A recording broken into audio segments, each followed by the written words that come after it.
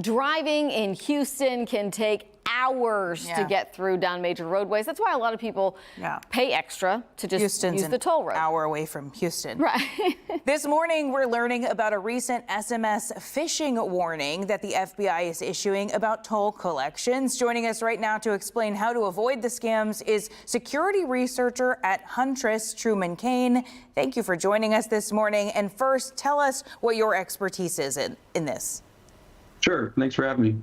I'm a social engineer going back a number of years, so I've personally kind of scammed the Fortune 500 in an authorized fashion through emails, phishing, phone calls, and in person. Okay, so you know a little bit about these SMS phishing scams. How does this one work? This has to do with people who are toll road drivers. That's right. Well, so the attackers are targeting what I would assume to be just about everyone in a certain region. And typically the victims who are falling prey to this attack are the ones who may find that they do potentially owe money through a toll fee. So the way this one is working is that attackers in a various region are sending out a SMS, as you mentioned before, or a text message. That's what smishing is kind of a phishing attack through SMS or text messages, letting people know that they may owe a fee on their toll account and that they need to kind of settle up. There's a link that they want users to click. And that link takes them to a website that looks like the real toll website, but isn't. And when those credentials are entered, the attacker has those credentials to do with what they want. So to just give people an example, what you're talking about is when they get a text that's like, oh, you're late on paying your toll, click this link, something like that? That's exactly right. I think the exact text, which has changed slightly from region to region, is we've noticed an outstanding toll amount of $12.51 on your record. To avoid a late fee of $50, visit. And there's a website that looks very similar to the legitimate toll website for your region to settle your balance. Yeah, and so Truman, you were saying that you guys are seeing this all over the country, so the scammers can kind of morph and change the design of this SMS and the website when you log in. So you're like, oh, this is the Harris County Toll Road Authority or whatever your regional toll authority is that you're used to paying.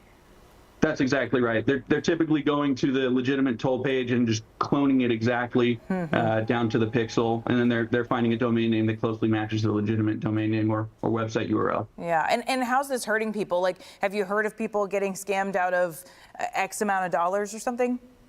Well, here's what's very common in these types of attacks is the first thing attackers are going to do is they're going to take those credentials, turn around and try to use them at the big banks, Amazon, your email. So that's why it's extremely important to use unique passwords in every account that you use. A password manager is a great tool to do that. But other things that people can, or that scammers can take this information and use it for is things like a future phishing attack where now they have your vehicle information, your license plate, and they may say, hey, there's a recall and you need to do something even further. Or they're going to go in there and try to get your payment information if they can. So there's a number of ways that attackers all of your information is valuable. Data. Yeah. Truman, this is really interesting because I thought what we were going to be sharing with people is that it's a link that says you owe money on your toll, and then you click it and they get you to pay it and you actually didn't owe that money.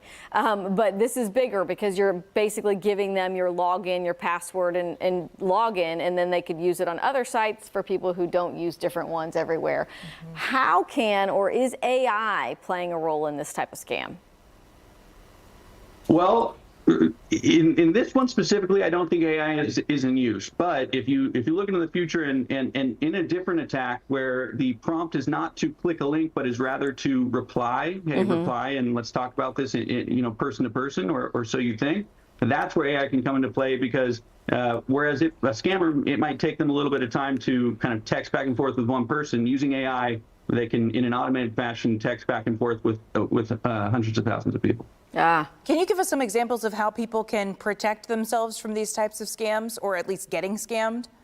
Absolutely. So the first thing is, does this message come with a sense of urgency? Is this is this message trying to make me act under fear and make me act because I'm worried about some negative consequences? Whenever that happens, you should stop and think. Attackers don't want you to think, but you really need to stop, take a minute and think, would this company really be trying to scare me? Second, was this unsolicited? Am I getting this email or text message for a reason that I didn't request it, and now this email is just showing up?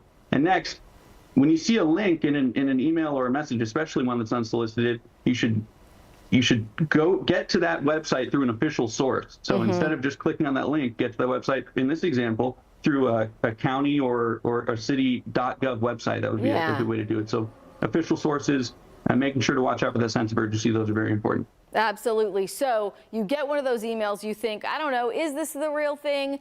Let me check it. Let me go to the Harris County Toll Road Authority website directly, where you normally put money onto your Easy Tag, and check that. Do you have any notifications there that you're past due? And just ignore those emails.